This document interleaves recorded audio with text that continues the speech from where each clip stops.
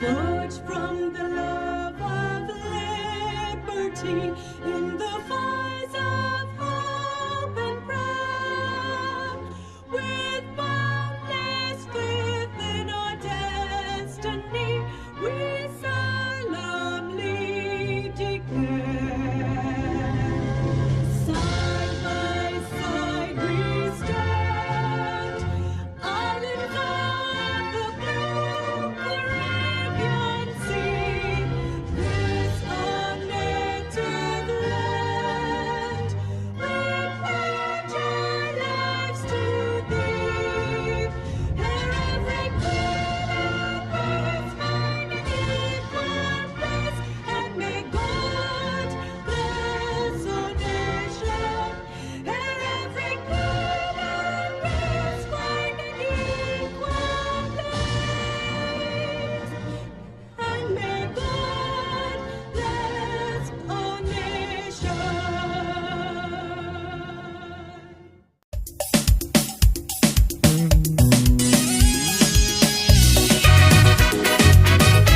Oh God, oh,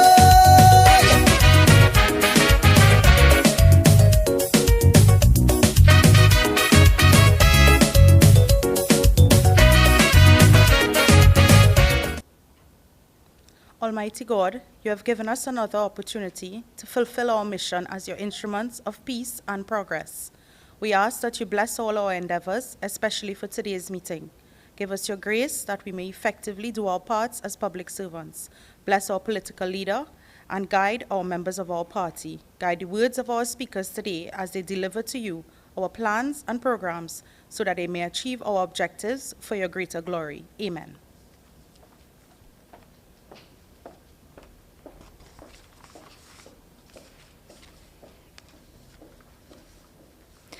Our distinguished political leader, the Honorable Mrs. Kamala Persad-Bissessar, my UNC family, and you, our online supporters, who have joined us on this Pavement Report virtual forum, a pleasant good evening. Ladies and gentlemen, tonight, right here, on this Pavement Report, you will be hearing from many dynamic UNC speakers who will be bringing you the truth and facts. Since the PNM took office for the second term, this country has quickly descended into a state of hopelessness within the past 6 months. Imagine that, 6 months. We will be hearing about the state of the economy and the fact that the incompetent, failed, and arrogant Minister of Finance is now borrowing from our rainy days saving fund, the HSF, to pay salaries and other recurrent expenditure. We will be hearing about health, infrastructure, and education, as well as the challenges our councillors, our UNC councillors face in trying to provide services to our burgesses. But we must not forget the brutal death of Andrea Barrett. Today, February the 25th, marks almost 2 weeks since the burial of this young woman whose horrific death touched the heart and souls of our country. This issue of violence against women must not be allowed to fade into the background. We must continue to place pressure on the PNM government to take action to make our women feel safer in this country. We must continue to rally for ending violence against women. The UNC Women's Arm started the first candlelight vigil in Arima for Andrea Barrett. Has anyone seen the PNM Women's Arm? Done anything? Where are you at heart? Where were you? Where are you now? As a woman in the public domain, we do not feel safe. Why should we continue to feed the criminals while as representative we cannot deliver to our own people? 14 months now, I am a local government councillor. And what services have I provided? Almost none. I feel so embarrassed. But when I stand on a platform and beg for releases of funds, it comes across as if I am bashing the PNM. Well, yes, I am bashing the PNM here tonight, right on this pavement. Enough is enough. The Prime Minister said, meet him on the pavement. Well, we out here tonight and publicly bringing out the facts. PNM, it's time to get your act together, man. How can we help the people if you don't release the funds? Standing and reading a goody-goody budget in 2020 to fool the people. Now we can't even fix our pothole. No money to buy gas for our health workers. The drains are horrible.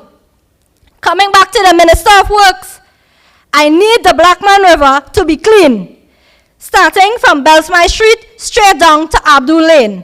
And I'm sure you are familiar with the family in Abdul Lane that constantly calls and messages you. Rowley said meeting on the pavement. Well, Mr. Rohan, I want you to meet me by the Blackman River. Come out in your boots. Come out and show your face and see the challenges that I face as a UNC councillor. With that being said, I have more to say, but let me introduce our first speaker. She is a very dynamic woman.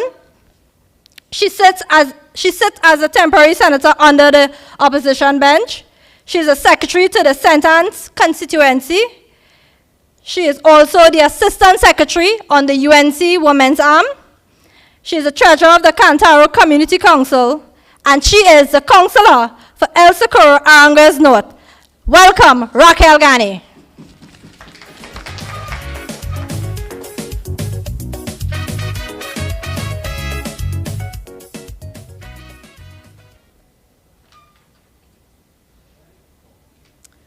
A pleasant good night, everyone. All protocols observed. Esteemed political leader, Honorable Kamala Prasad Bisesa, a mighty lady, a true stateswoman, whom have always advocated for equal rights and justice for the women and girls of Trinidad and Tobago. In her 5-year tenure as Prime Minister of our beloved nation, after the realignment of her cabinet, she was able to establish the Ministry of Gender, Youth, and Child Development, part of which focused on creating awareness of the need for gender-responsive policies, where emphasis was placed on introduction of legislation targeting the protection of women.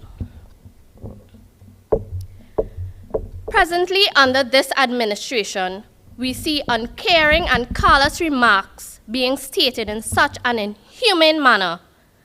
It leaves one to wonder where we are heading as a nation under this PNM government. While we, the ones who care and stand in solidarity with families of lost ones, and in some instances, personally felt the same horror at one time in our lives, are wondering what is wrong with these people. After a candlelight vigil was held in Arima to pray for the safe return of our missing women, I happened to hear the Attorney General, the person responsible for the legal affairs of this country, utter this nonsense. They standing there with crocodile tears during his contribution in Parliament. Every time our country is faced with a crisis, they bring a distraction. It is always something or the other with these present Rowley PNM ministers.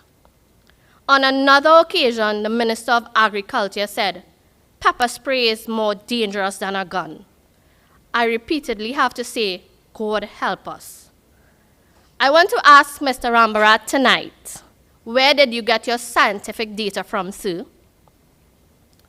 We the people are disgusted by such half-witted remarks spat out daily by the PNM government. Lately, I've seen more women speaking out on their horrifying daily encounters while traveling to and from their respective places of commute. We need to give a woman a sense of security and support to go about their daily lives. And here we have a Minister of National Security who chooses to delay the call from our political leader since 2017 to legalize the use of non-lethal weapons such as tasers and pepper spray. I can say in the district in which I represent, where there are complaints of such crimes, where ladies are fearful of being robbed after returning from work and other places. Even something as simple as exercising on the savannah on an evening or early morning in such of an unease. And this should never be. Law-abiding citizens should not be afraid like this. It is the criminals who should be afraid to break the law. By his own utterances, Rowley has displayed a gross disrespect for women. So if he's part of the problem, then he cannot be a part of the solution. As I conclude, I want to assure you, the citizens of this nation, and most importantly, women and girls of our nation, that our political leader, Kamala Persad-Bissessar, and the United National Congress will continue to stand with you, fighting both inside the parliament and outside here on the pavement for equal rights and justice. To each and every one, I wish you a blessed and safe evening. Thank you. This country, telling the people do not come here. Good night to our distinguished political leader, the Honorable Kamala Persad-Bissessar, and to all our online viewers, even to our people of Trinidad and Tobago, my UNC family. A blessed night tonight. My name is Diane Bishop, Alderman Diane Bishop in the Tunapuna-Piako Regional Corporation. Everybody know Diane Bishop as Smalley, the original Smalley. Tonight we are on the pavement. We come to talk facts. We come to stand up. It's time for us to rise up. If there is no other time for the people of Trinidad and Tobago to rise up, is now. The pavement, we come to report all the mishaps. The PNM government came in from since 2015, promised the people all these nice things, and it's only doom and gloom. Tonight, you know, I have the honor and the privilege to call on the Prime Minister of this country and our Commissioner of Police and all these men who hold an esteemed position to stand up for our mothers, our women, sisters, aunts, cousins, nieces. We are the future. The future of Trinidad and Tobago is our women. And if we lack, if we fail our women, we fail to bring the society to where we want it to be. I remember once a time they said we had a 2020 vision. 2020 for me is dog eat dog. And I see in that here today, and I'm calling on the people of Trinidad and Tobago, rise up. We sleeping. Our mothers, our women, if we don't wake up, day by day, we will be losing our children. Women are afraid to go out. You hear the counselor, Raquel. Women are frightened to leave their homes. Children afraid for the parents to leave their house. When you leaving home now, you have to ask for the covering of the Almighty God, because there are so much predators out there. But tonight, I have the honor to bring on the next speaker for you, a vibrant man, an educator. The next speaker has a deep connection with the UNC. He's an art educator at the secondary level, as well as the council for the electoral district of St. Augustine, South, Piako, St. Helena. He has a BA degree in visual art and a master's in culture studies with a distinction. Believe that art, culture, and education have an important place in society. He also has a great passion for serving others. He believes that he can usher a new chapter in our country's political landscape and has been making great strides to make it happen. Please welcome the councillor, Richard Rampasad.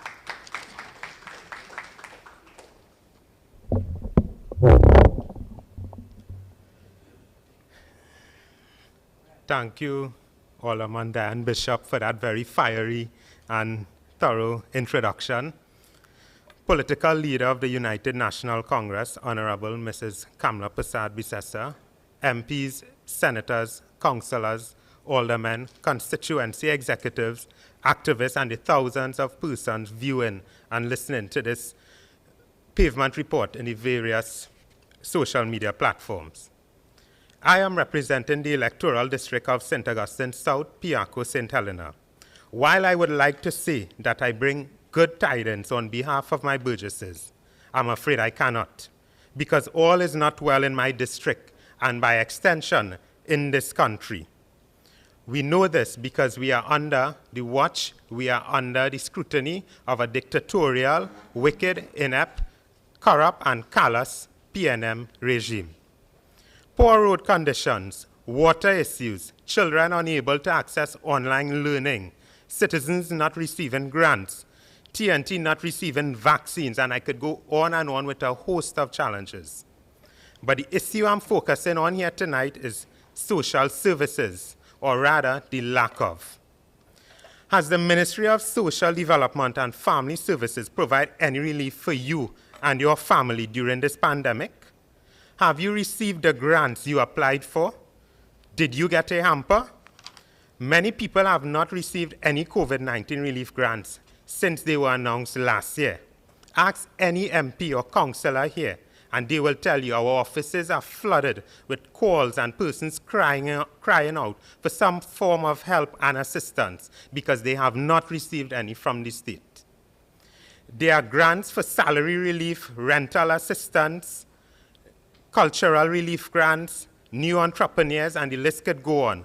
But that is all we hear. We hear the grants are available, but we do not hear the persons receiving the assistance from these grants. So it's just basically a series of talk and no practice. Yet ever so often, one of them will say, yes, a few hundred grants were already delivered, and a few more being processed. And I have heard this excuse over time and time again, and there's a backlog causing delay. Then the government would want to force the narrative down our throats that the economy of the country collapsed before COVID. But I must remind the population that the PNM, the inept regime of the Rowley, crashed this economy before the COVID. So let us not forget that. Your UNC MPs and councillors have been working tirelessly to help affected residents, but the government has the duty and the resources to assist. I am adding those grants to the long list of failed promises from the PNM. It proves that they are living up to their name of promises never materialize. Another failed service is the school feeding program. Repeated promises again have been made that this program would continue despite students being at home for online learning. The education minister said at least 500 lunches would be sent to MPs' offices to deliver to needy families. Well, guess what? We're still waiting on that. Your MPs are still waiting for these lunches. Myself and my other colleagues in local government are trying our best to deliver hampers and other food support to those who are in need. But we must remember the government has the responsibility to take charge of this, and we have seen time and time again that they are not owning up to their responsibility. Now that students have returned to school, the upper school would have returned Form 4s, Form 5, we are still without the school feeding program. Students should have direct access to meals at school. Tonight we are adding this as well to the list of fall promises. With the few minutes I have left, I want to touch briefly on the issue of laptops. As an educator myself, this really struck me when we had to close schools to facilitate online learning. We had a government that was providing laptops for our students. We now have a government that canceled the laptop program. We have a government that canceled the textbook program. We have a government that slashed the school feeding program. So it's always takeaway and never given the citizenry. Billions of dollars was withdrawn from the Heritage and Stabilization Fund. Millions being paid to rent buildings from Faris Al Rental. Increased revenue from a recent upsurge in oil prices, why can't the government purchase devices for our students? Under our great leader, Mrs. Kamla Persad-Bissessar, almost 100,000 laptops were purchased over 5 years for the nation's students. Are things so hard for this PNM to spend a few million on our children? Do they not care about our children's education? Whilst we are thankful for their contributions, why must corporate TNT shoulder the government's responsibility to deliver laptops? One has to question if the PNM priorities are only for its family, friends, financiers, and of course, Faris. With these few words, I must conclude my contribution tonight. And in closing, I have to acknowledge the astute and visionary leadership, which is that of none other than Mrs. Kamla Persad-Bissessar. I commend her leadership both in and out of the parliament. I am confident that she would be the one to lead the UNC back to government and get TNT working again. Thank you. Forget to sleep with man and join LGBT. Incest rampant in my country.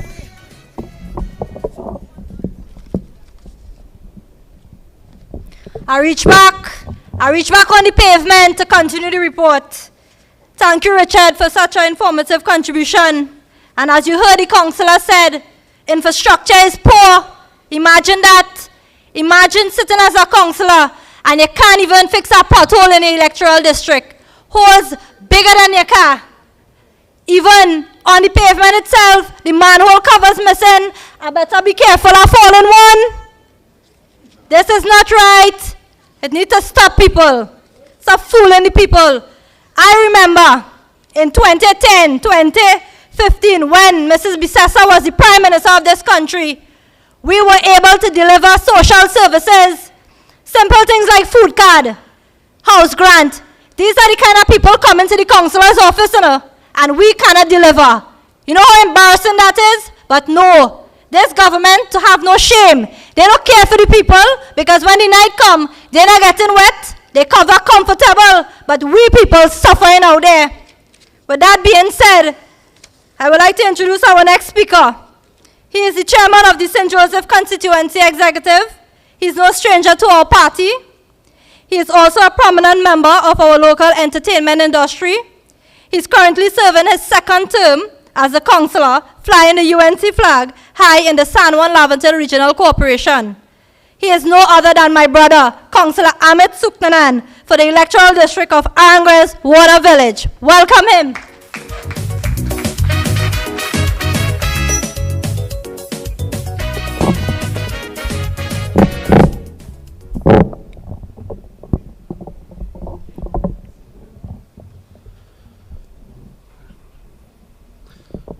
Good night, ladies and gentlemen. Thank you very much for that welcoming greeting and introduction to my sister, my council colleague, Jalen Rupner-Ryan.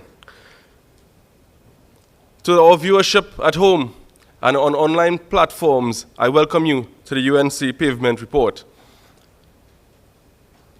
To the Honorable Kamla Persad-Bissessar, I'd like to say good night to you, my esteemed leader. Ladies and gentlemen, the word on the ground is that the government is in the sky. They are suffering a hot air balloon syndrome. And let me explain what that is. It is easy, self-explanatory. When the ground becomes heated, the balloon rises and the passengers will go to the sky. They are overlooking the ground without keeping touch of the ground. Ladies and gentlemen, the UNC Pavement Report is here to remind you what the pavement feels like. So this is a call to the PNM government, Rowley and your regime, get back down to the ground, come back to the pavement and face the heat and let us set that balloon back down. Ladies and gentlemen, I heard an MP for St. Joseph, Terence Dial Singh, the Minister of Health, listing his accomplishments shamelessly with no regard, leaving out Aranguez and Bamboo number 1. a place that supported him as well. He has burgesses there. Yes, the majority did not support him because they have vision and they've supported the United National Congress in the general elections. However, you have swear oath to serve one and serve all, and St. Joseph consists of Arangwes and Bamboo. Let me remind you, you have a social responsibility to serve the entire constituency of St. Joseph. Whilst you sit comfortably in your hot air balloon with your Prime Minister, people on the ground are suffering from COVID and dengue. It is a challenge now on which one will get your lives first. What happened? What happened to the mosquito spraying units? Are they deceased? Are they extinct? Do we have a museum in the Ministry of Health with these sort of equipment now becoming some sort of artifact of the past and history? Brothers and sisters, we must wake up. These are things of the past that were very active under the UNC government and the UNC Ministry of Health. These things are now become extinct. I am ashamed of our MP in St. Joseph, Terence D.L. Singh. When he would have food cart distribution in a time of a pandemic, and when he will pick up the role and say, all right, you from Arangwes, they send you to the Arangwes office, the Arangwes council office, like if we issue food cards there. I'm ashamed, but you know what?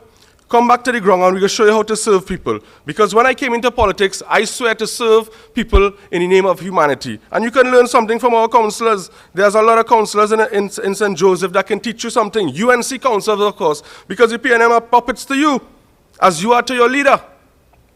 Ladies and gentlemen, the word on the ground is that the Minister of Health is doing research with vaccines and investing a lot of money into vaccines research.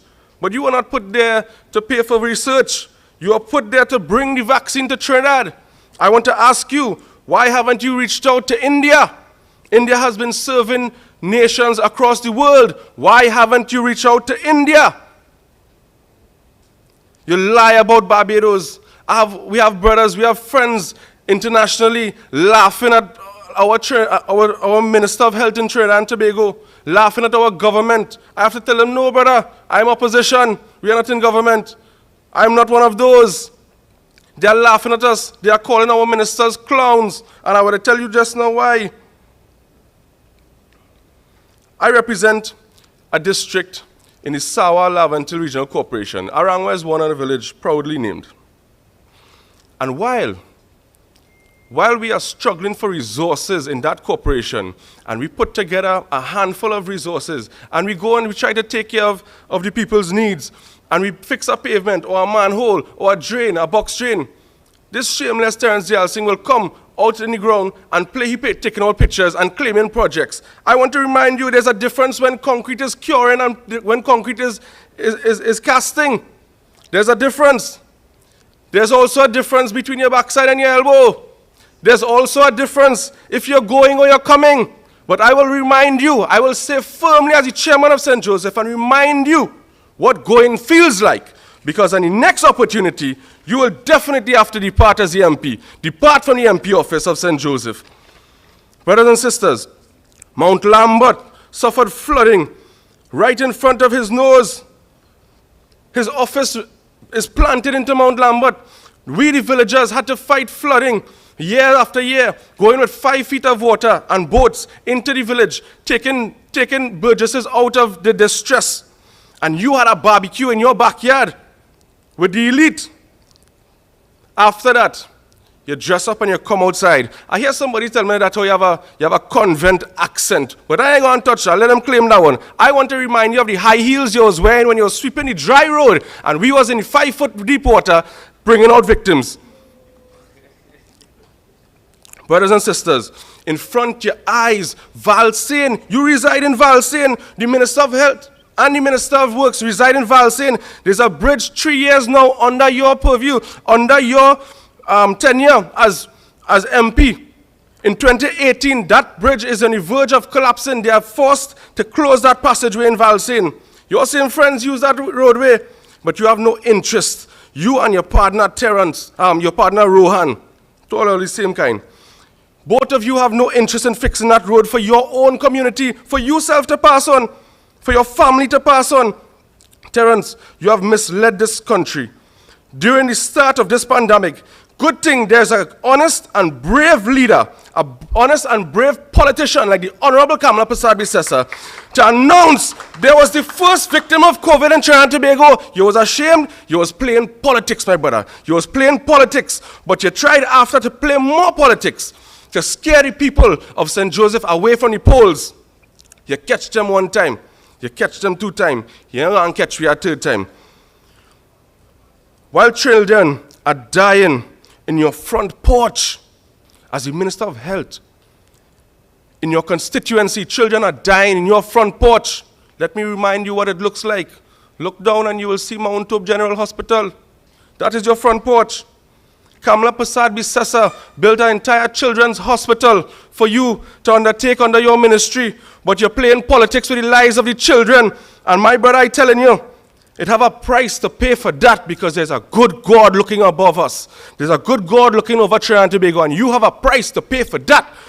Forcing humanity under sufferation, there's a price to pay for that. My brothers and sisters, in my closing, I want to remind you of this pack of cards of jokers that we call government in different suits. I hear Stuart a couple weeks ago saying that he's not responsible for crime. Then Faris Awari come bawling that the nation is at mourn, but with crocodile tears. I hear Rowley come behind him to say that he will take the vaccine first, but he cowardly missed the bus. I hear Clarence Rambarat come and he make a statement that pepper spray deadlier than a gun. And I'm glad my sister MP, Khadija Amin, deal with that, because she gave him a nice challenge. I hope he take up the challenge. Brothers and sisters, I take a bet with a Burgess, a very good groundsman, a very popular man on the ground. I take a bet with him that Terrence Dale Singh would have been the next joker coming to shine in Trinidad and Tobago, because they think this is something popular and something famous for them, you know, by looking and people calling them clowns all over the world, you know. Brothers and sisters, I hear this man telling a sports team that they have to wear on mask while they practice sports, and when they're bouncing the balls all over the place. I am here to tell you, brother, I want you to be the best sportsman as possible, and put on your mask, put on a nice pink uniform that will match your high heels when you're walking in Mount Lambert sweeping, and bounce your balls outside of St. Joseph. Thank you very much. Long live the Kamala Persad-Bissessar. Long live the United National Congress. Long live our membership. Thank you and welcome to the Pavement.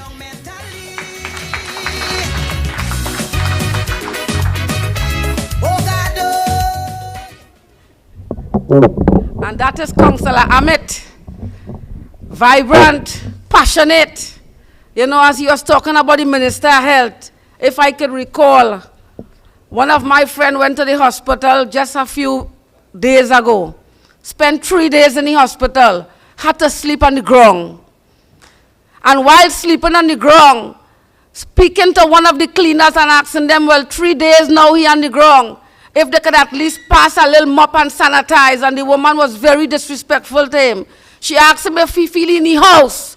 And that's the kind of thing we have to undergo in this country. And I remember from 2010 to 2015, we had a Minister of Health know how our citizens could have been sleeping on the ground in the hospital. And tonight, you know, I went on Facebook and saw a goodly gentleman on Facebook laughing at Trinidad and Tobago, laughing at our statement that he calling him Dial Singh. He said you could have dial the Prime Minister of Barbados to find out where the vaccine come from instead of belittling. You know, these is things that these people not thinking, they're just doing things all how. And you know, tonight I asked them, because we are on the pavement, reporting to you, the citizens of Trinidad and Tobago, the online viewers, we are bringing report to you that know how this is a dictatorship government. How long can we stand and be These people wicked. This is a lying, taxing, thieving government. How long will we continue to sit idly by, sleeping, getting up with the same method every day? These people have no vision. And tonight, we have plenty to say, but we could go on and over. I want to invite a nice young lady, Councillor Seema. Quiet. Not because you see her quiet, she serves her electoral district with passion. She's a community activist for over 25 years. She's the president of the NGO which assists persons in need and poverty. This is her second term as local government councillor.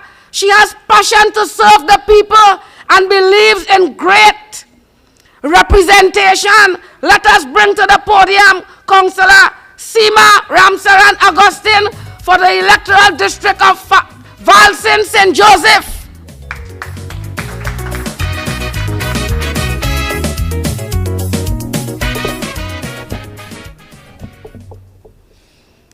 I want to say thank you to my colleague, Leader of Opposition and our political leader, the Honorable Kamala Prasad Bisesa, Member of Parliament for St. Augustine, the Honorable Khadija Amin, Member of Parliament for Barataria Sanwan, the Honorable Saddam Hussein, my councillors and aldermen colleagues, my UNC family, and all our online viewers. Pleasant good night, and welcome to the Pavement Report. Welcome to the corridor. First of all, I want to give thanks to my leader for giving me the opportunity to share my basic knowledge with you, the citizens of our beloved country. I stand proud here tonight. I recently saw a video of a young lady saying how our leader inspired her. She also sang a song for our leader, Wind Beneath My Wings. I felt so proud at that moment to call the Honorable Kamala Prasad Bisesa my leader. When the Honorable Kamala Prasad Bisesa says she loved this country of Trinidad and Tobago, that is genuine. When the Honorable Kamala Prasad Bisesa says she cares about the people of Trinidad and Tobago, that, my friend, is genuine. Tonight I want to discuss some drainage issues within the region of Tunapuna-Piako, but I can't help to comment on what my colleague just said, Ahmed Suknanan, about our MP for St. Joseph, Terence Dialsing. Now, part of my district is also St. Joseph. My district is part St. Augustine, part St. Joseph. And most of the time, I have to lean on the support of my St. Augustine MP because I get none from the MP for St. Joseph. The people in St. Joseph that fall within my district have always had to suffer. Whenever they go to Terence Dialsing to ask for anything, all they get is abuse. Abuse, abuse, abuse. Who tell you vote for Seema? Go by Seema. Go by Seema. Like he just knows who everybody vote for. Now let me do stray too much from my discussion tonight. I want to discuss the drainage issues. In particular, the drains and watercourses that falls under the purview of Ministry of Works and Transport and Minister Rohan Sinanan. Let me ask you all something.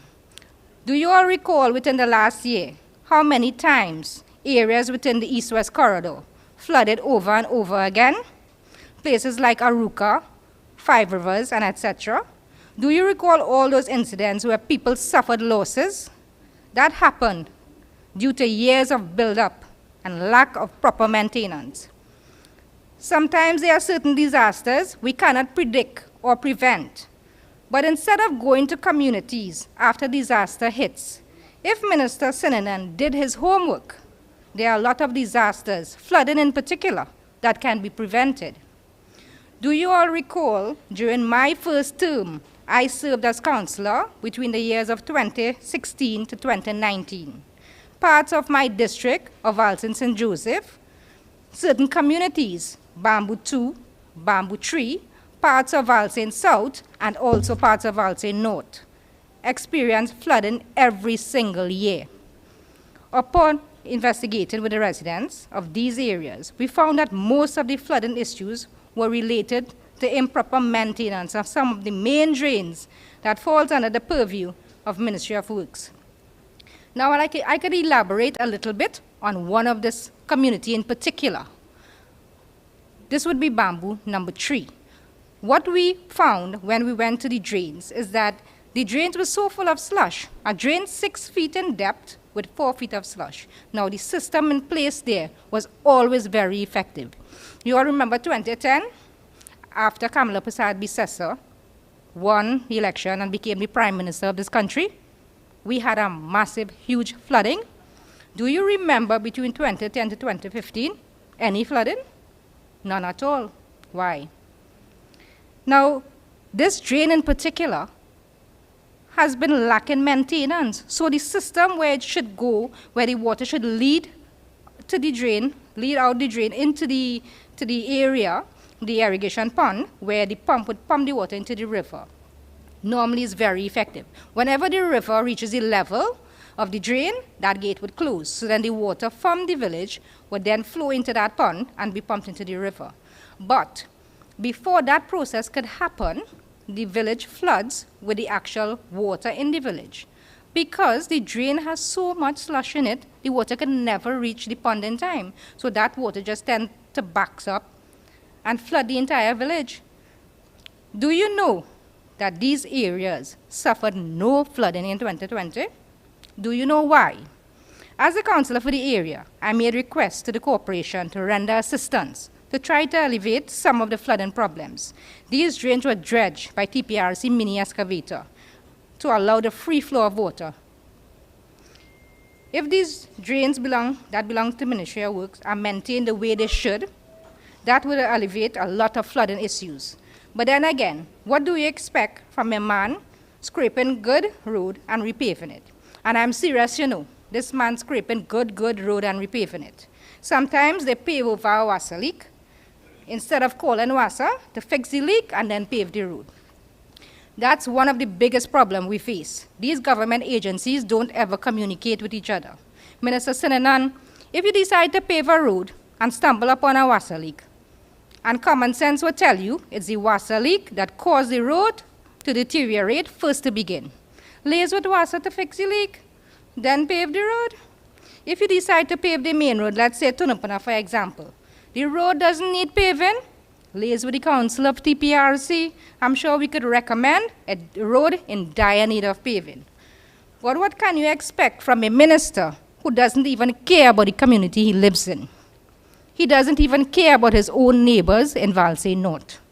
The bridge that my colleague spoke about on Valsay Avenue, Valsay North, has been closed almost 3 years now because it is collapsing and unsafe.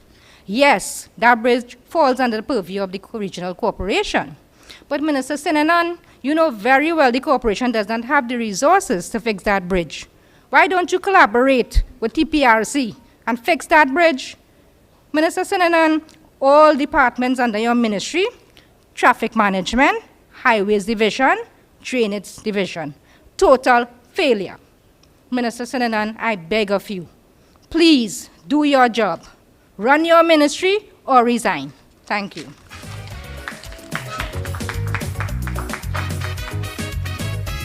Thank you very much, Councillor Seema. Talking about bridge, I remembered when I was a councillor in 2010-2013. And mind you, that is when we had the best chairman of the Tunapuna Piarco Regional Corporation, Ms. Khadija Amin.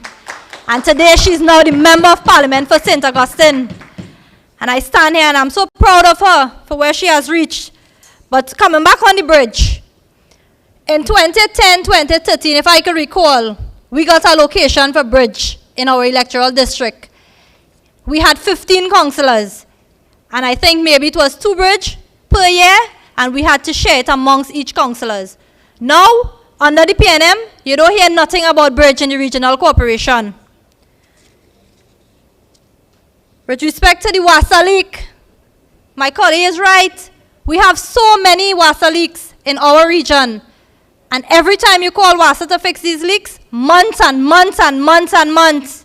Where the Minister of Public Utilities, get your act together and start sending your officers out there to do their job. This gives me the honor now to introduce my colleague, Kivan Gibbs, who is now the Alderman in the Tunapuna-Piarco Regional Corporation. This is his second term. He is also a media and communication professional, over 25 years of experience in innovative message delivery, graphic designs, and a professionally certified event manager.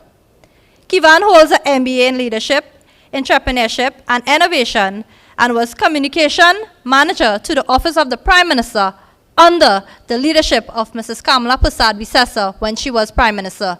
Let us welcome Kivan Gibbs. You who ruling we, telling man come outside, meet me.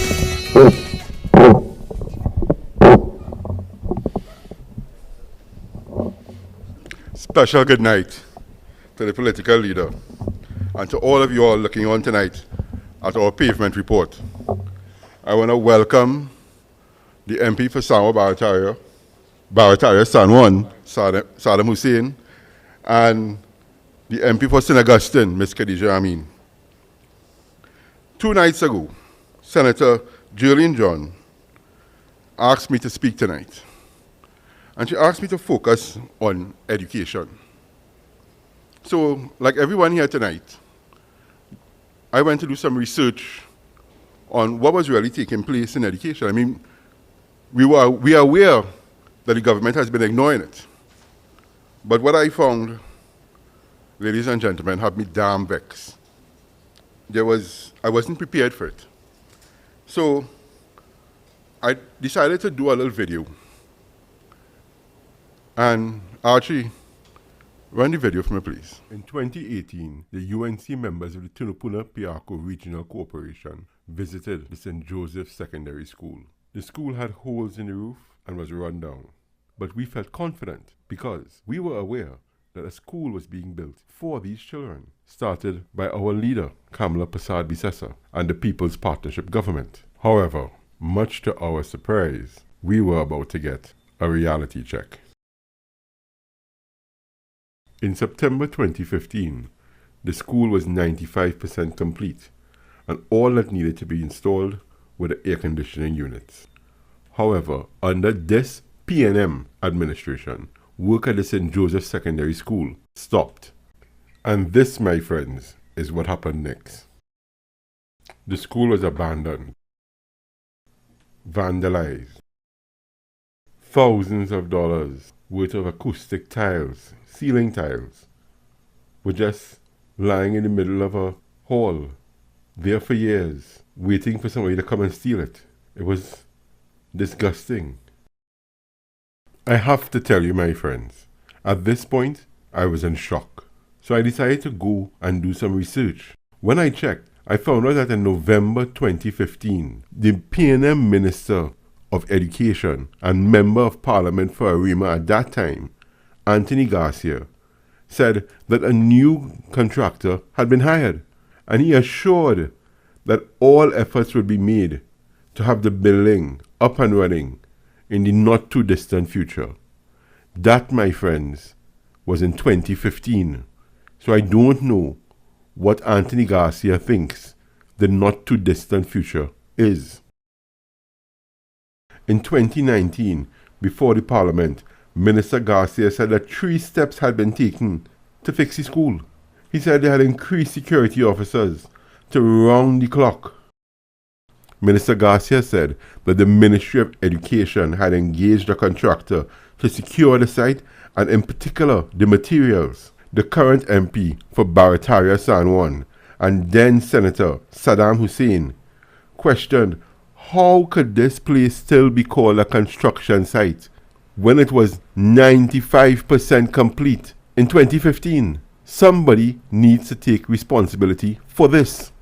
And just in case you thought that this couldn't get any worse, well, I want you to pay attention that when we visited, even though the place was already being vandalized, the roof was still in place, and that the minister had promised round-the-clock security. Well, my friends, let me show you what it looks like today.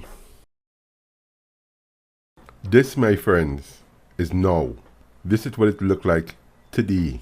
This is drone footage. On your right is the ceiling of the hall that we were standing in 2018. And on the left, everything is gone. I'll take note, including the tiles that was in the middle of the hall. I mean, if a picture paints 1,000 words, then this video shows millions of dollars that the PNM allowed to be stolen from a school that was 95% complete. All they needed to do was install an air conditioning system. And now we have a new Minister of Education. What has the minister been doing since she took office? We've been dealing with COVID. She hasn't had anything to do. I don't know if she pitching marble inside of the ministry, but they could have taken the time to fix this school. And it's not this school alone. This is not the only one.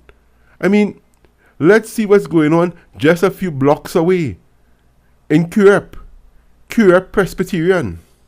And listen to me, at least the roof still there. But you realize all the windows gone, all the doors gone, the plumbing also gone, and bush growing everywhere. I mean, I don't know, but by next year, around this time, all that might be gone too. Because you know what? There wasn't even one security guard on the compound. This has been sitting there since 2015 as well. 6 years have passed. An entire generation would have gone to school here. Curep Presbyterian needs their school. What is going on? What is the minister doing? I know what she's not doing.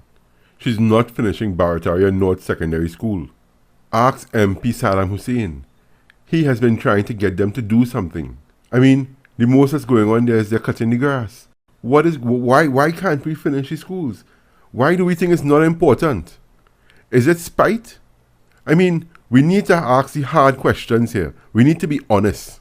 Is the PNM not finishing these schools simply because Kamla Prasad Bisesa is the person that started these schools? Is it because these are UNC schools? I want to tell you, these are not UNC schools. These are schools for the children of Trinidad and Tobago.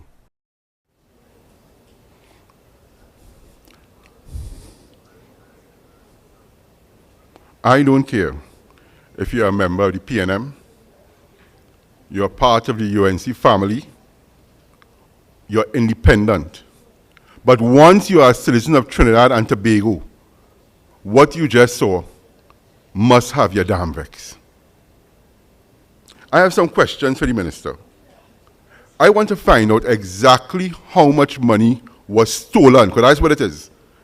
Taxpayers' money was stolen at the St. Joseph Secondary School. How much? I want to tell you all, I am sure it is millions of dollars. Right? Somebody has to answer for that. Somebody has to take responsibility for that. I want to know how many unfinished schools are currently out there. I know one in DB. Right? I know of several all across the country. And more importantly, I want somebody to answer why those schools don't have security guards guarding the money that resides in those schools. Because whether it is electrical or tiles or lighting or everything that's there has a monetary value. So by not securing those things, you are responsible for theft. Those are the questions that I need answered as fast as possible. I vex. I still vex. Thank you and good night.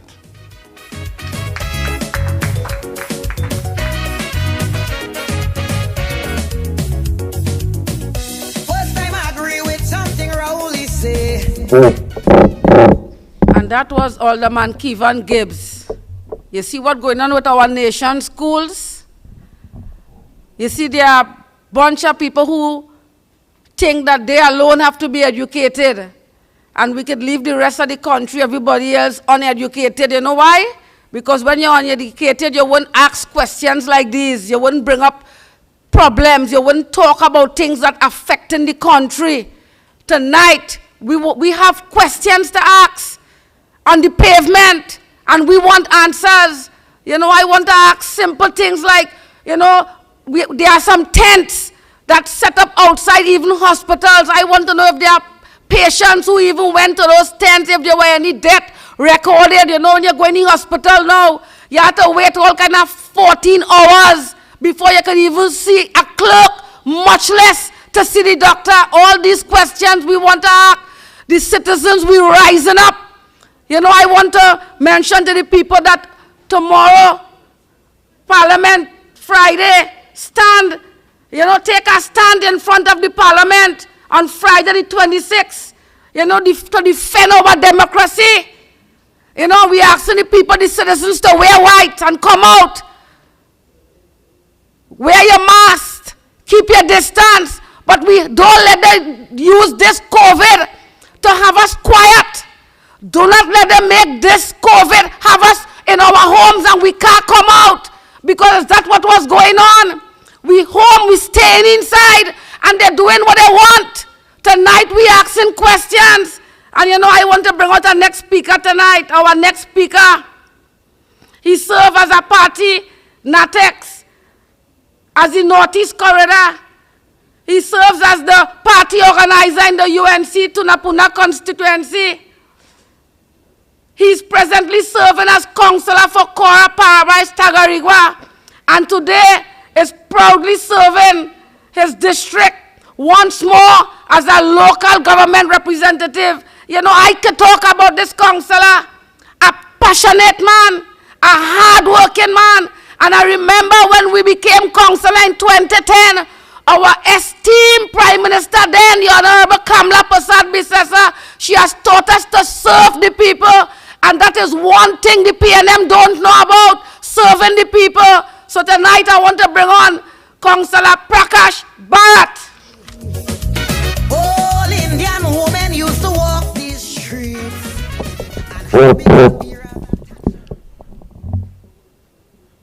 Esteemed political leader of the United National Congress, Kamla Prasad Bisesa, MPs who are here, Saddam Hussein, Khadija Amin, other councillors who are here, the online viewing public, and especially my district and the Burgesses of Kora Paradise, Tacarigua. I am honored this afternoon, this evening, to say a few words on behalf of my district, on behalf of so many things that are happening in this country today. I'll be more or less concentrating a little bit on a little finance and a little infrastructure talk. Trinidad and Tobago, wake up. Wake up, Trinidad and Tobago. Our country is in a very, very, very bad state. Our financial situation, our economy is in a very, very bad state. Our GDP, bad. Our debt, very, very bad. We are borrowing more than we are actually earning at this point in time. Our forex situation, as you know, people can't get forex in this country. We cannot get money. We go to the banks, we want a little US, we can't even get that. Businesses are closing down all over this country because forex is a problem in this country. The reason why I'm bringing that up is because under the Kamla Prasad regime, 2010 to 2015, none of these very strong indicators ever existed. We were able, under Kamla Prasad Bisesa 10 to 15, we were able to have a strong GDP, a magnificent, we were able to control our debt, and we were able also, our foreign exchange situation was always healthy. You know that this government has been dipping into the HSF. Not once, not twice, not 3 times, I think it's more than that. And they are going into the HSF. That's a fund that is set away, that has been set away, so that we as a people, when there are emergencies, we can have this fund to help us out. They have been dipping into that and they're not replacing it. I am calling on the Minister of Finance. Please, Minister of Finance, I'm begging you, come out and rectify these situations. Let's get our economy working again. For too long, for more than 5 years, we are suffering. Our economy is wrecked. our corporation, let's just say Tulapuna Piako Corporation, all the other corporations, do you know all allocations have been cut in a severe manner? So let's just say you used to get $200 million. You might be getting $150 million. And then, in addition to that, what's a bigger problem, you might not, when they allocate 150 million, you might actually only get 120 released. So you have a shortfall of $30 million.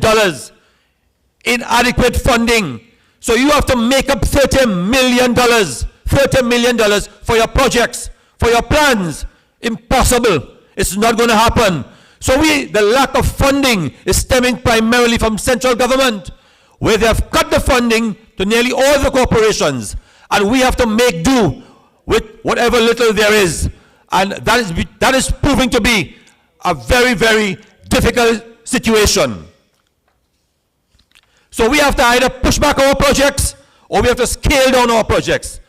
So I'm calling on the Minister of Local Government. I am calling on the Minister of Local Government on this pavement report. I am calling on the Minister of Local Government. Please intervene on this matter. Intervene in this matter so that we can solve the release problem, so we can have a better cash flow to our agencies, to our corporations. They can carry out their projects in a timely manner. Imagine, we have no monies for our construction teams. Our construction teams, who are specific workers to do specific jobs, you know what we have them doing for the last year and a half? They are cleaning the roads. They are maintaining the roads, sweeping the roads. We don't have them doing specific projects like building drains, building curb walls, helping out with a little retaining wall. That is a serious problem, a very, very serious problem. So we are asking the Minister of Local Government, meet us on a pavement report. Come and solve this problem. This is a very serious problem. How could you have specialized workers sweeping the road, cleaning drains, and they are being paid exorbitant salaries to maintain roads? I am saying this is not practical. This is not feasible. Imagine, in our corporations, then there's no money for repairing equipment. We can't repair anything. So if something breaks down, it has to stay broken down. Minister of Local Government, unacceptable. We can't fix whackers. We can't fix ride-on. You know, we have about 4 ride-on in the TPRC. 4 ride-on for the whole of the TPRC, and none working. And they have been down for the last 6 months. 6 months, my other councillors here will tell you that. 6 months, no recreation ground can be cut. So the Burgesses who use these grounds, cannot use it for a little walking, a little jogging. So you, the Burgesses, have to stand up and say something, because a P&M controlled corporation, this is a P&M controlled corporation, TPRC, and they will not even cut a ground in a timely manner. So none of our regional corporations, where the grounds are concerned, we have been able to use it properly. Again, Minister of Local Government, meet us on the pavement here. You all call for this pavement, and we are here bringing to you all the issues that we face on a daily basis. As I said, we have no money to buy equipment. We have one backhoe for the whole corporation. No money to purchase another backhoe. So when you have 15 districts, and you have one backhoe for 15 districts, and let's say you have a hurricane, or you have flooding, one backhoe has to service the whole 15 districts. Minister of Local Government, this is not practical. We as councillors suffer every single day, because when we ask for the equipment, I have had to wait 5 months to get some logs moved on a roadway. 5 months, because there was no backhoe. The backhoe was being used somewhere else. Lack of funding, no infrastructural work happening. We're being told just now, there'll be no monies to pay light bill. no monies to pay WASA, no monies for telephone bills, lack of funding. Minister of Local Government, the Pavement Report is calling on you. This is not a joking thing, you know, Mr. Minister of Local Government. This is serious issues. Serious issues, Minister of Local Government. You need to come and fix these problems. Suppliers cannot be paid just now. We'll have no money to pay suppliers. So paper will not be able to be bought. Toilet paper may not be able to be bought. Water will not be able to be bought for councillors. Imagine a councillor. Since I became a councillor in 2020, 1 year now, I don't have a sign for my office as other councillors. I don't have office furniture. I don't have a desk. I don't have chairs because there's no monies for the supply of these items. Minister of Local Government, there's a serious problem taking place here also. People of our districts, they depend on a little kakada. They depend on a little short-term employment. We have not been able to help out anyone. No short-term employment, no monies, no funding for this type of thing. I am saying to you, Minister of Local Government, release some cash now to help out the people. Unemployment is high in our districts, and people look for a 3 months here and a 3 months here to help out the situation. Minister of Local Government, help us, release some funding so we can help ourselves. I am calling on the Minister of Local Government, implement local government reform so we can get the necessary cash, we can get the necessary funding to do our programs, to do our projects. I am begging you, Minister of Local, you promised local government reform in the 5 years. You have not been able to do it. You have failed miserably on that aspect, Minister of Local Government. I am calling on you, Minister of Local Government, to get the Local Government Reform Act passed in Parliament and initiated. I am also calling for you to implement the procurement legislation so we can have no corruption where contracts are concerned. You need to do it urgently. And to my burgesses of Kora Paradise, Tacarigua, I am hoping in this financial year that we will have the El Dorado preschool open. For 5 years, that school has not been opened. I'm hoping the road that we have built because of traffic congestion, that to build from Core Road, I am hoping that the road is built. I'm hoping that roundabout have been asked for Etihad to help again for the traffic congestion. I'm hoping that road will be built. I'm hoping that water will be provided for the homes in Kora. The people of Kora have no water in their taps, and we are taking water from Kora and sending it all over the place. Unacceptable. I am asking WASA and the Minister of Public Utilities intercede in this matter and have the people of my district in Kora so that they can have some running water in their taps. I am saying to you, Minister of Local Government, get your act together.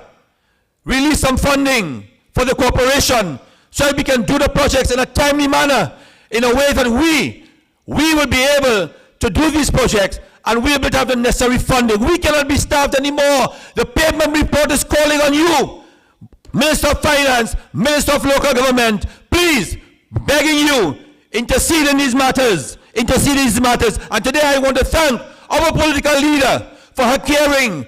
I want to thank our political leader for the direction she has shown for all the time in 2010 to 15, and even now, for the plans and the way she has initiated programs so the people of Trinidad and Tobago could live a better life.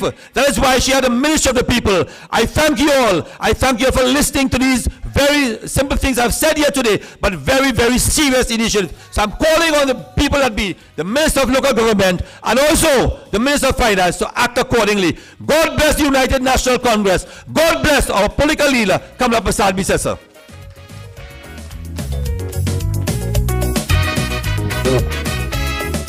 Thank you very much, my colleague, Councillor Sukhdev Prakash Bharat. That is dynamic. That is a bombshell. Coming back to where my colleague said he's calling on the Minister of Local Government. Let me give you a little advice. In the morning, you might get a phone call, and he will ask you why you do that. And you know why I say that? Because I too call on him on one of our Monday night forum. And the next morning, he called and asked me, how you do that? I said, listen, I'm a politician and I'm a UNC user PNM. I have to represent my Burgess. Moving on to our next speaker. He's no stranger to us. He's one of our young voices in Parliament. He served as an opposition senator for 3 years.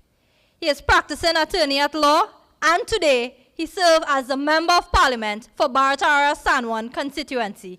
Let us welcome MP Saddam Hussein.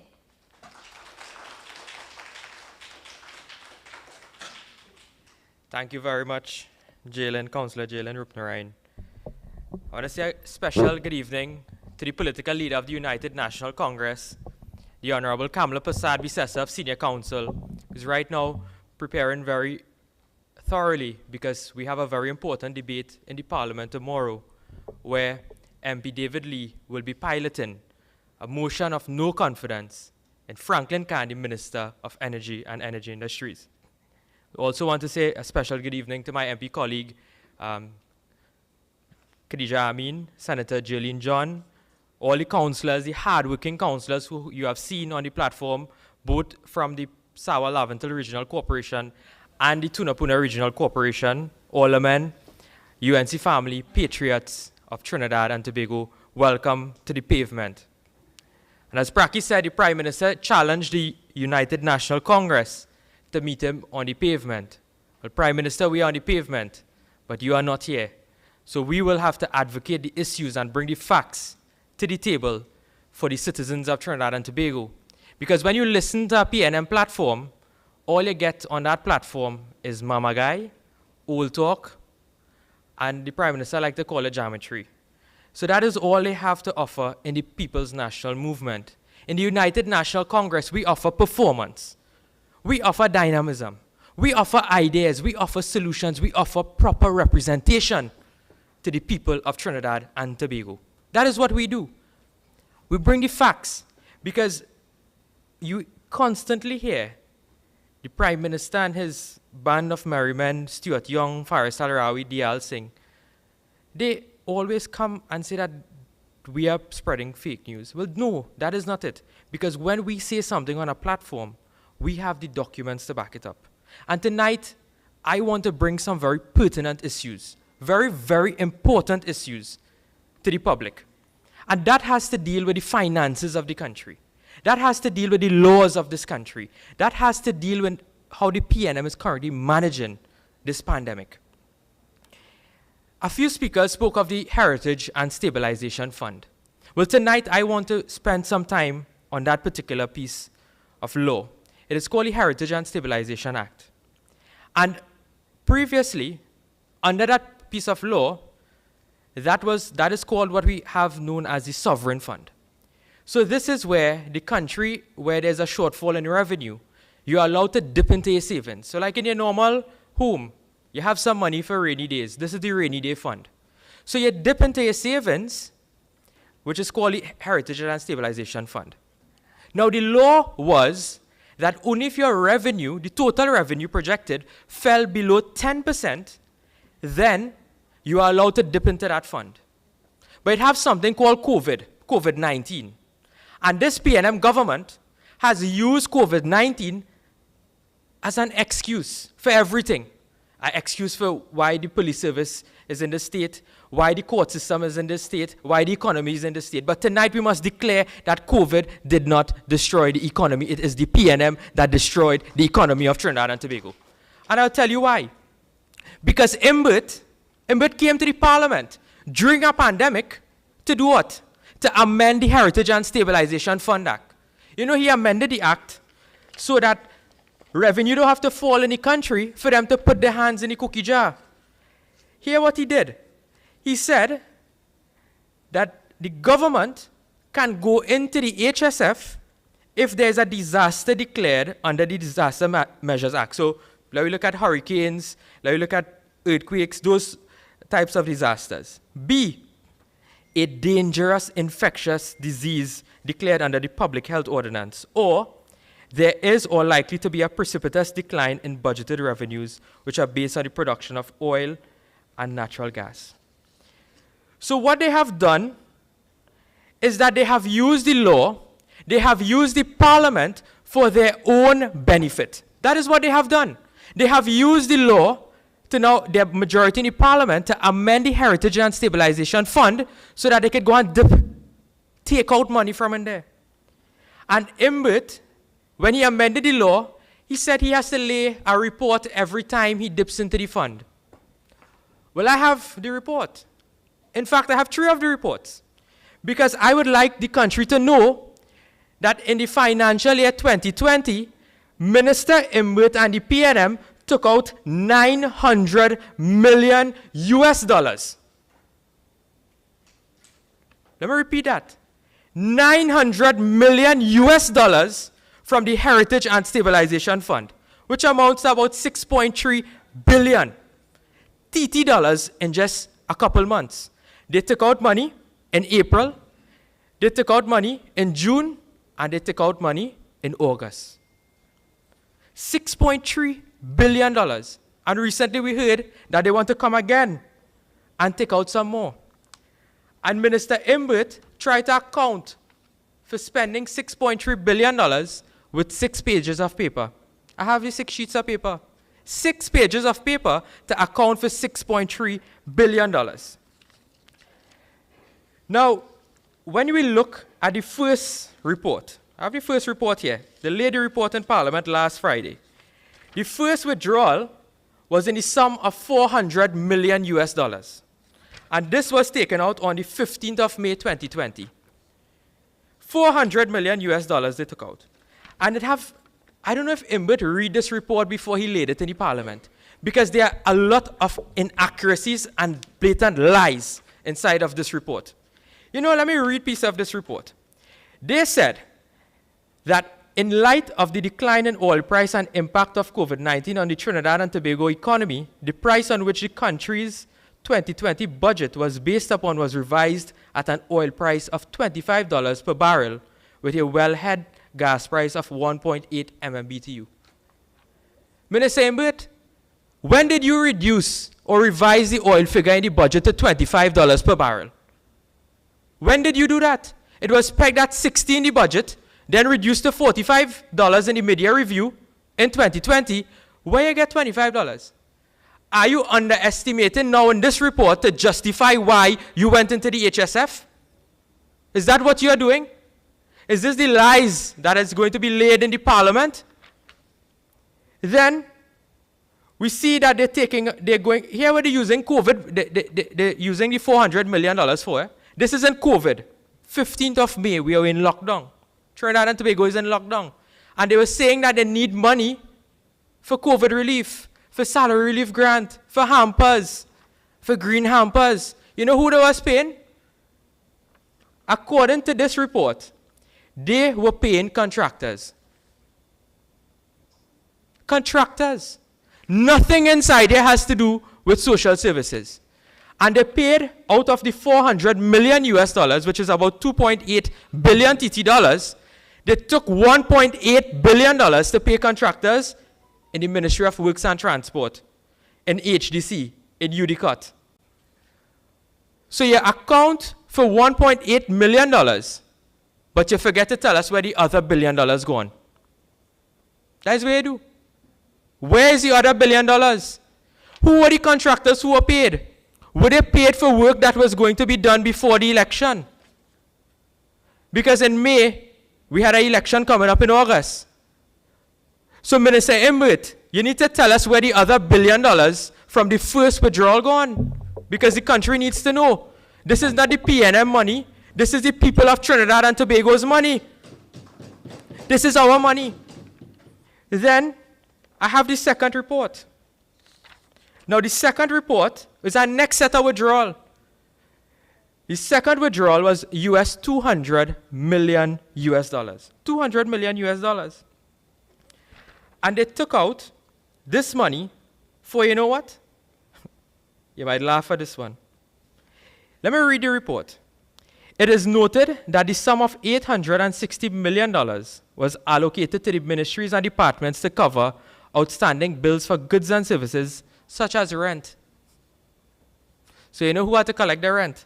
Security, janitorial, utilities, construction work, and other contracted services owed, as well as projected expenses going forward. In addition, the sum of $500 million was allocated to NIDCO, HGC, NIBDEC, UDICOT, distributed according to need to clear outstanding bills owed to contractors and suppliers. Where the money for COVID? Where the money for the grants? All I hear in here is contractors being paid and rent being paid, you know. It have nothing to do with the citizens of this country who were suffering, who didn't have a job because of COVID, who were being evicted because the government was not giving them a rental assistance grant, who didn't have money to feed their children because they have lost their jobs due to the incompetence and the mismanagement of the economy. So where this money really go on? You can't just tell us that you're going to give the ministry $500 million US. You must tell us who you paid. You must tell us why you paid them. You must tell us how much you paid them, and you must tell us the work they have done for them to get paid. You cannot just come and say that you're going to give them $500 million US. You are dipping into a special fund called the Heritage and Stabilization Fund. Let me tell you something. When Kamala Persad-Bissessar was the Prime Minister of this country, she never once dipped into the HSF. Not once. Never one day did she dip into the HSF. You know what she did as a Prime Minister? She contributed 4 times to the HSF in the sum of US $1.2 billion or 7.4 billion TT dollars. And we were able to build schools. We were able to build police stations. We were able to give laptops, baby grants, social services. We were able to employ the most amount of persons any government has ever employed in this country over those 5-year period without taking $1 out of the Heritage and Stabilization Fund. Let us compare Keith Rowley. 5 withdrawals under his government. 5. Not a single contribution. Not one day did they put money into the HSF. They took out money every single time. 5 times. Unprecedented. No government has ever taken out so much money from the HSF. It is this Rowley government. And you know how much they took out in total? $1.5 billion US dollars. Or 10.5 billion TT dollars.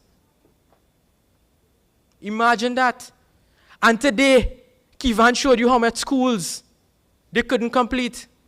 Today, Praki told you what is going on at the corporation. Jail and SEMA, all of them, they are telling you of the problems. After you took out all of this money from the HSF, well, the famous question is, where the money go on? Where the money really go on? Imagine Kamala Persad-Bissessar was able to complete so much, still contributing to the fund. Keith Rowley is now taking out all of this money, and over 100,000 persons in this country have lost their jobs. A refinery is closed. Wassa is on the brink of collapse. That is what the legacy of this PNM government is. But before I close on this point of the HSF, I have one more report. One more. This is the 3rd withdrawal they made in 2020.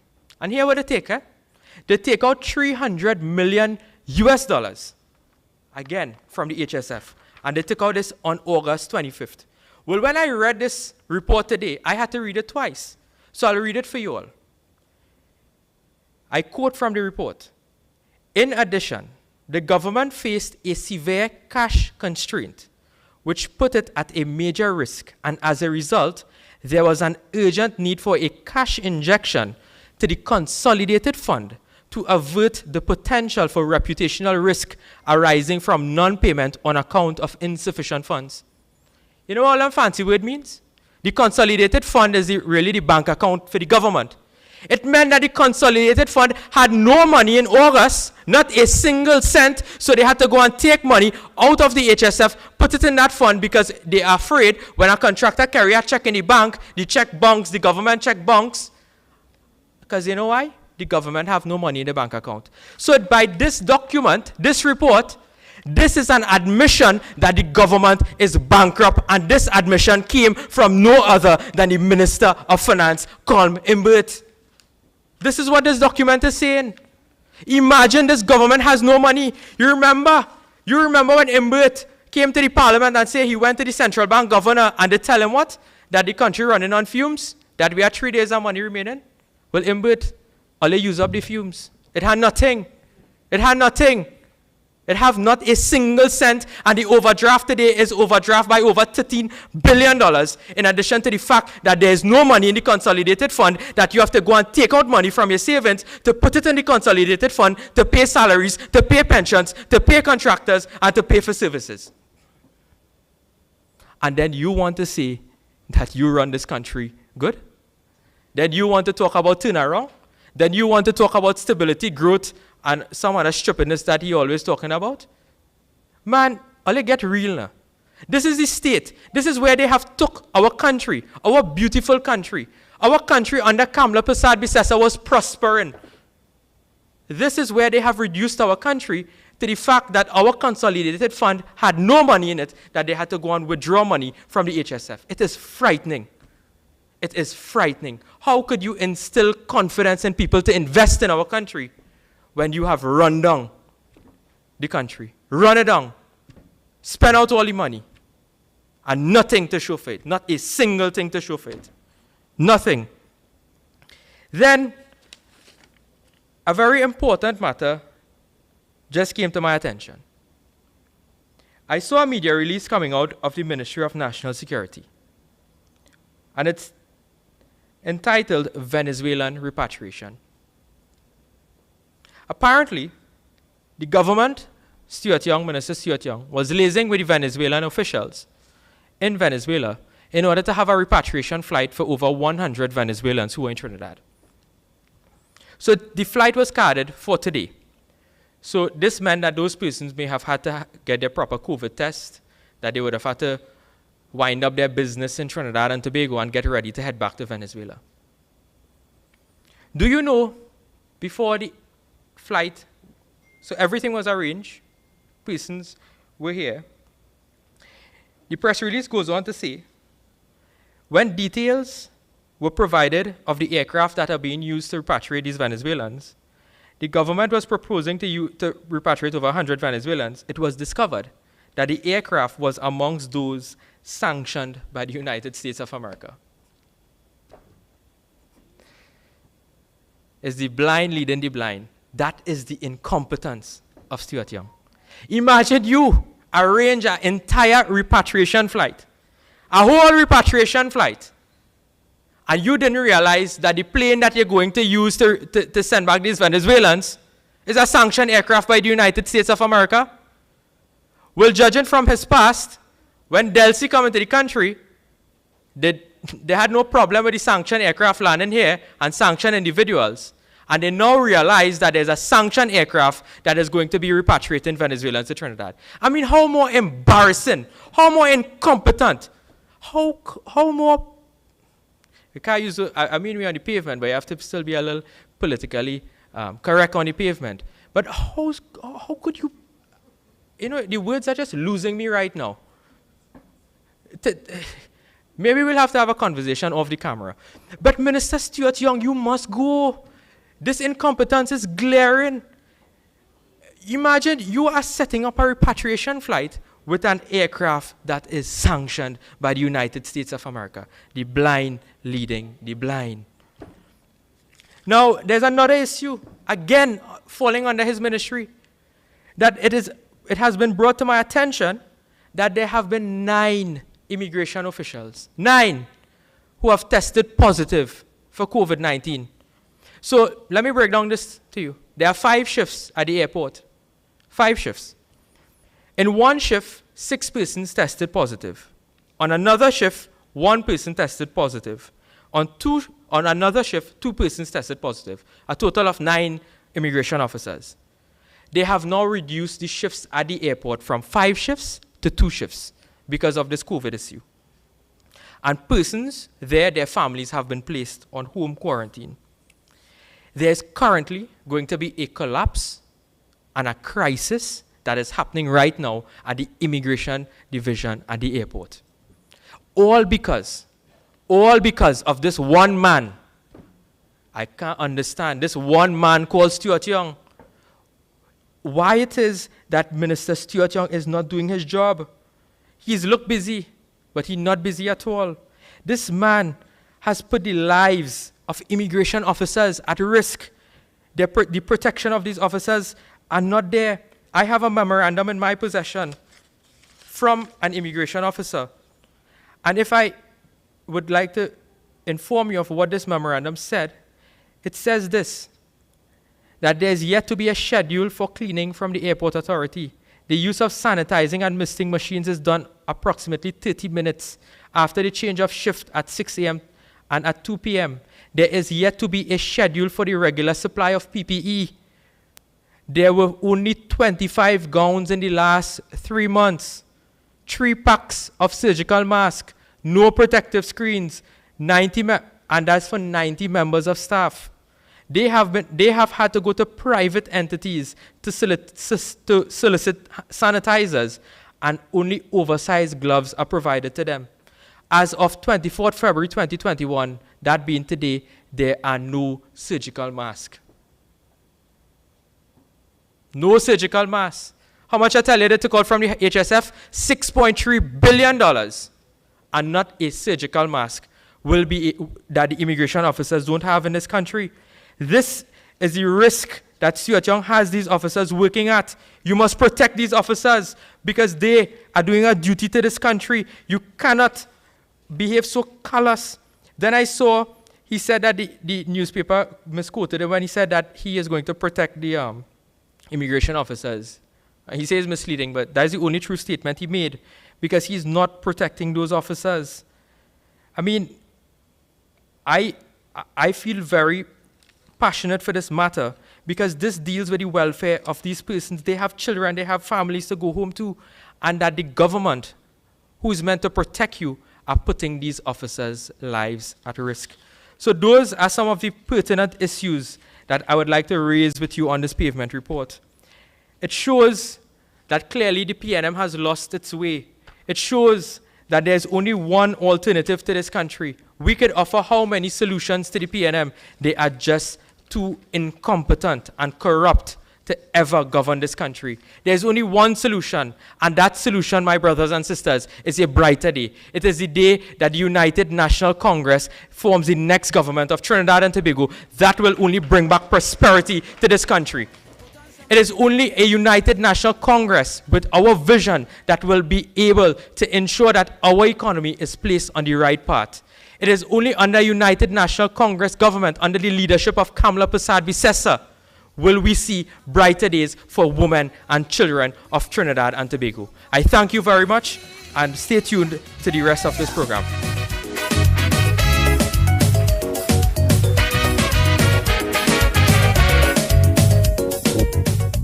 Thank you, MP Saram.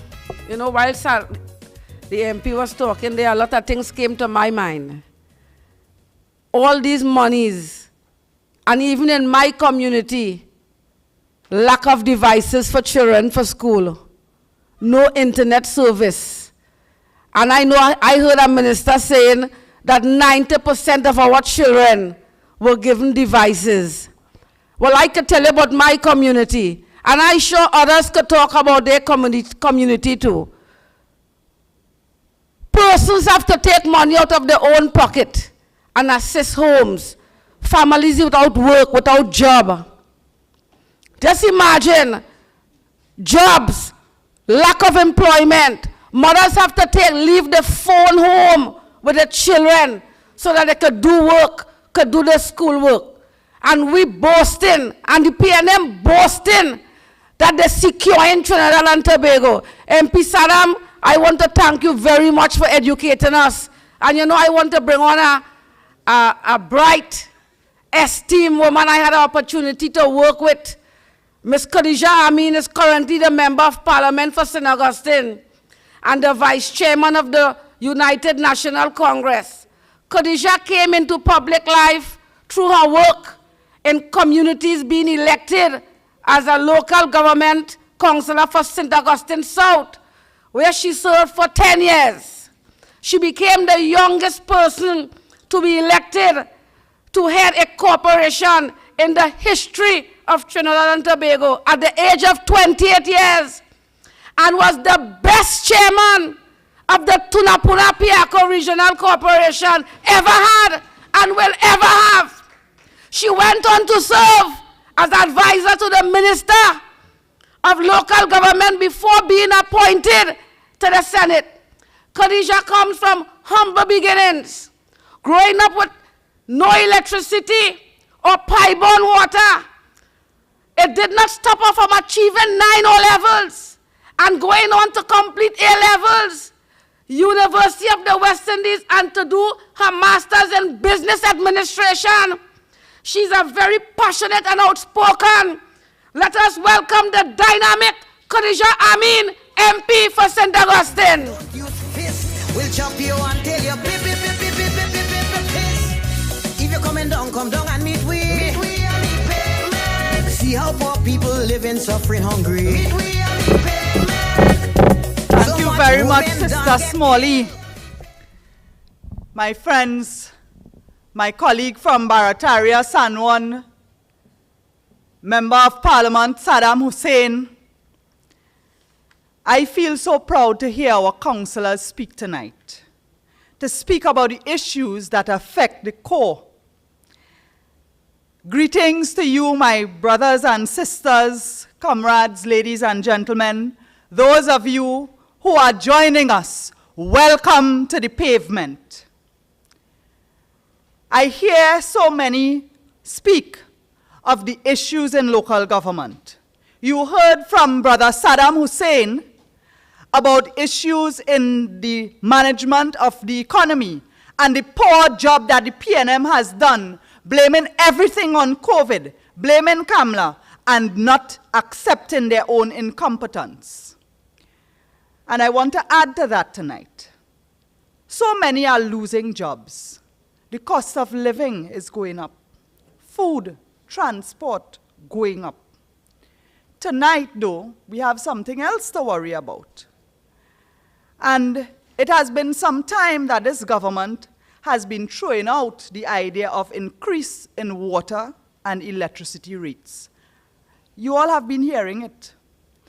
Now, electricity and water are two essential commodities that contribute to a quality of life for citizens. Any rate increases that will make these essential services unaffordable or difficult to afford by the poor is unacceptable. We are in a time when we have so many job losses due to COVID, and the PNM's mishandling of the economy is not helping. Less people can afford an increase in utilities. And it's not as though the service is that good, you know. The incompetence and the mismanagement of the PNM is at fault.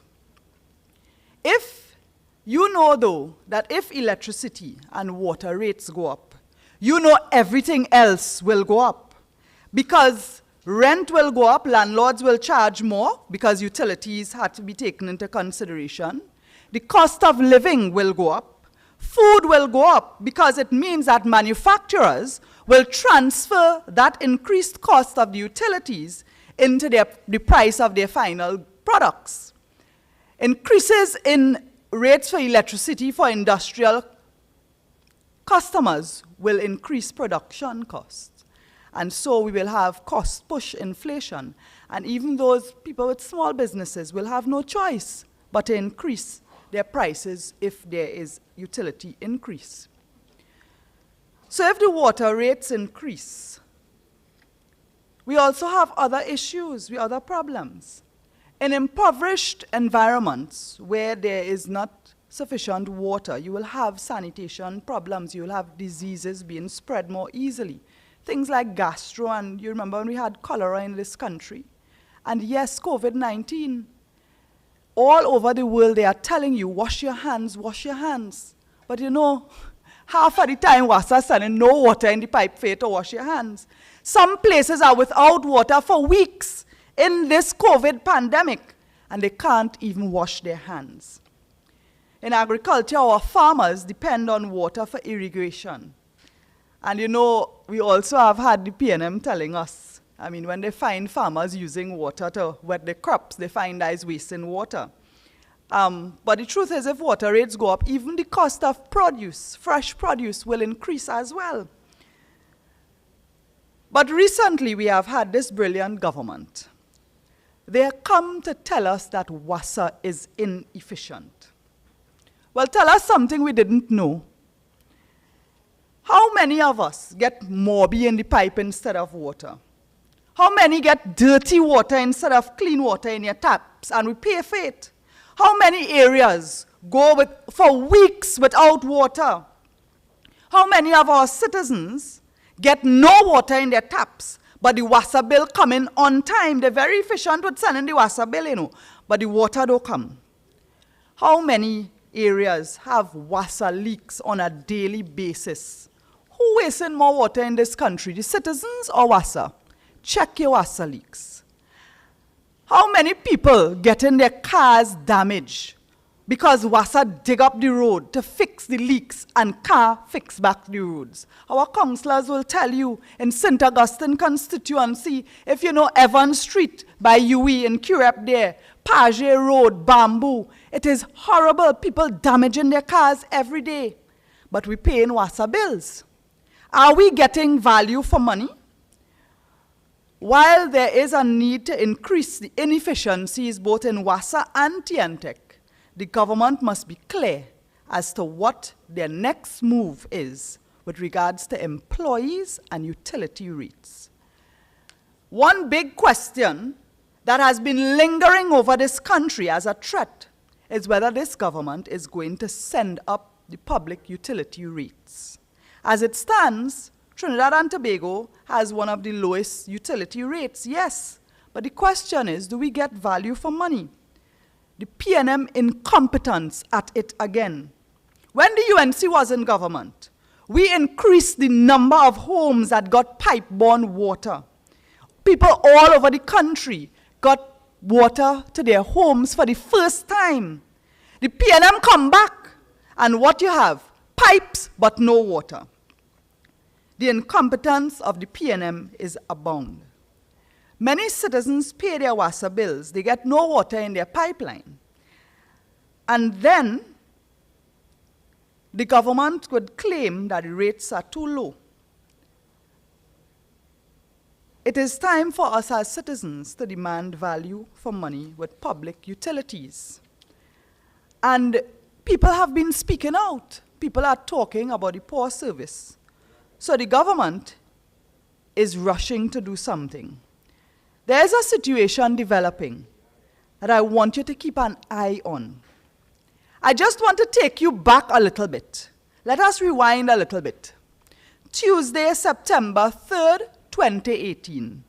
That was the day that Keith Rowley, Prime Minister, was on a PNM platform saying that the government will not close down Petrotrin. He repeated it. And then 2 weeks later, Wilfred Espinay announced that all workers were going to be fired, terminated from Petrotrin. All you remember that?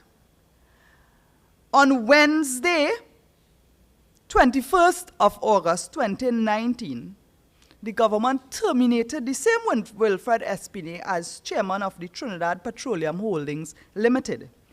And the PNM then told us that it was part of what they call a comprehensive restructuring of Trinidad Petroleum and its successor companies.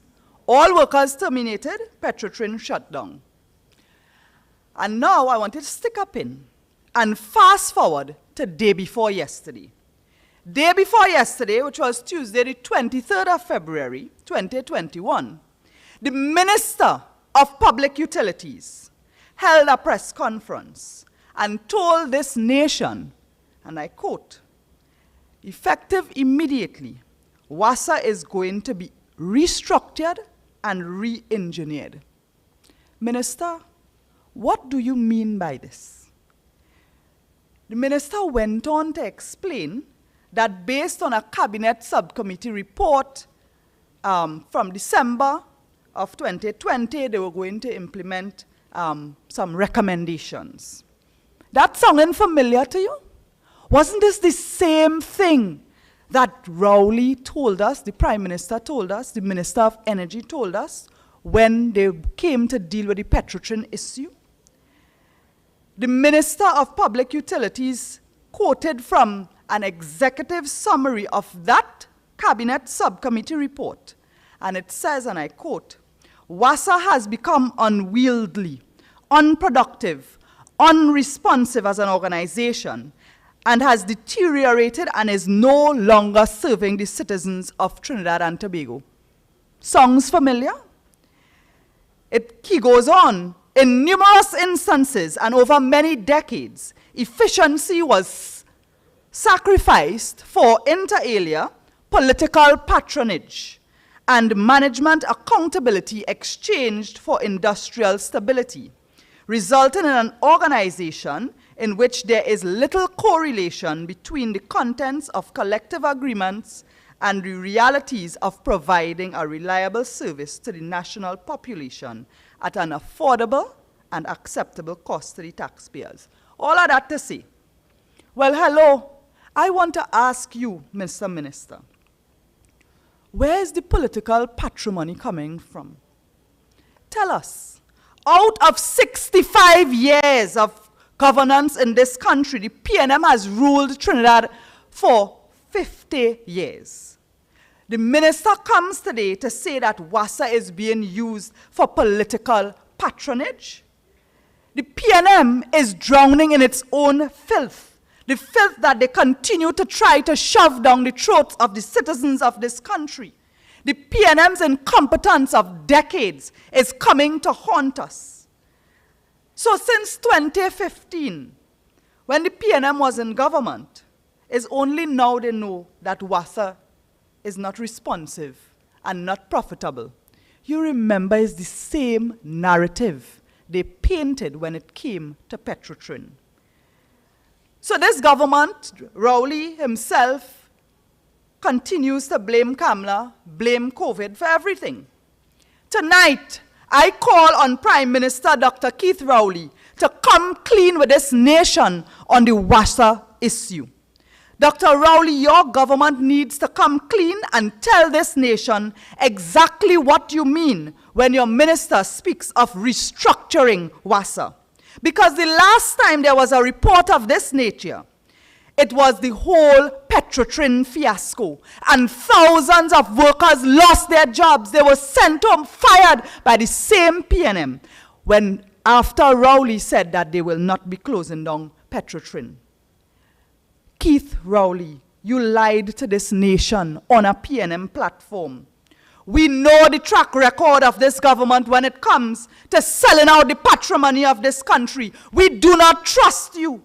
If you shut down WASA, hundreds or thousands, in fact, of people will be on the breadline, adding to the criminal treatment of workers in this country.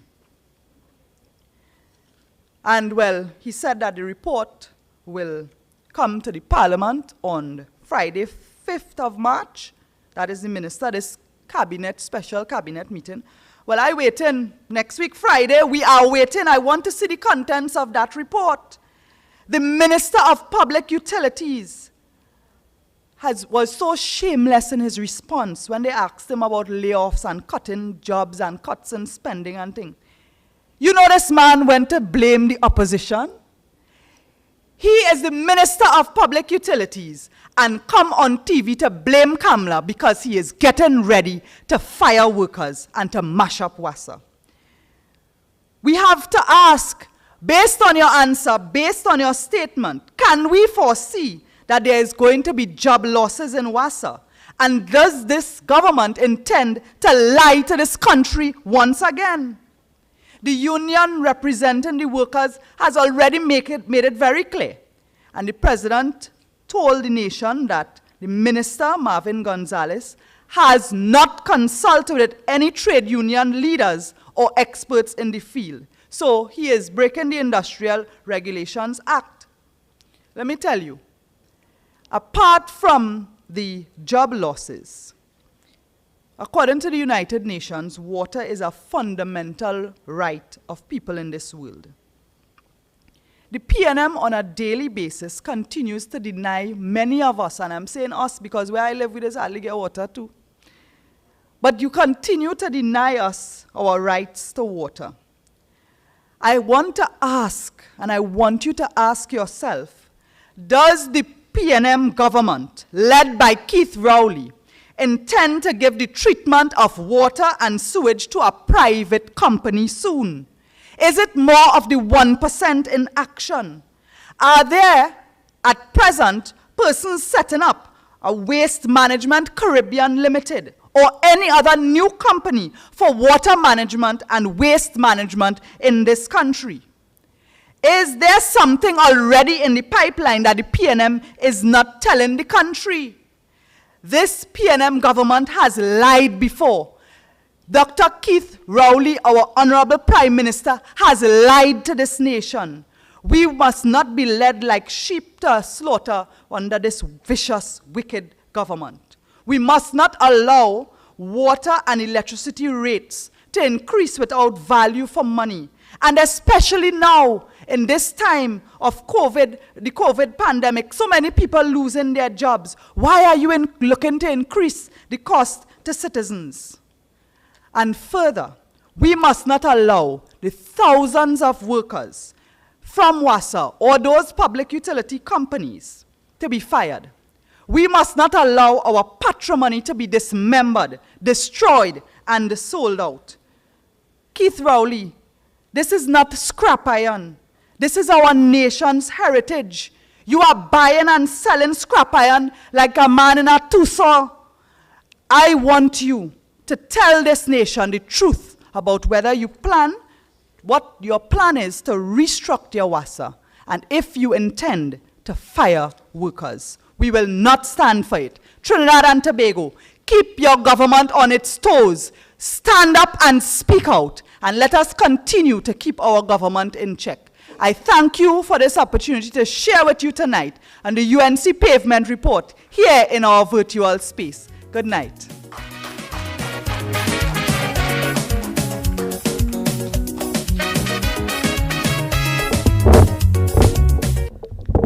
Thank you very much to my one and only chairman, and I have always called her chair since 2010, and I will continue to call her chair.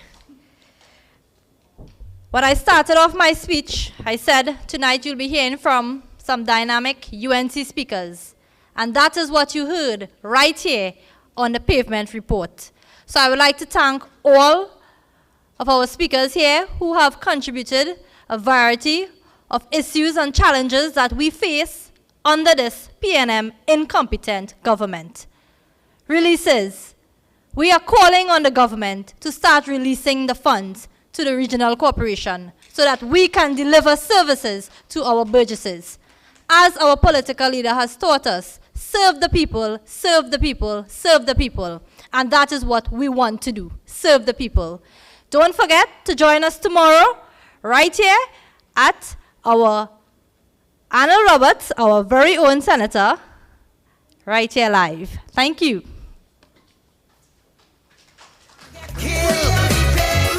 And you are the leader threatening violence still.